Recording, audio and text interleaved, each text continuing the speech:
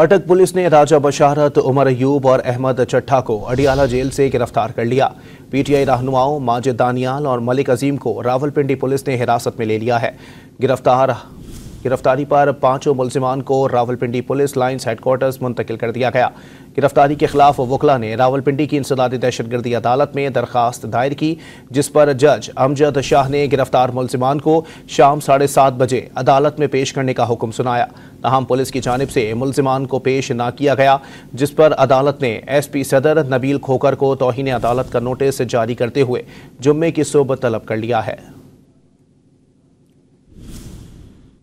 अटक पुलिस ने राजा बशारत, उमर अयूब और अहमद चट्ठा को अडियाला जेल से गिरफ्तार कर लिया। पीटीआई रहनुमाओं माजिद दानियाल और मलिक अजीम को रावलपिंडी पुलिस ने हिरासत में ले लिया है।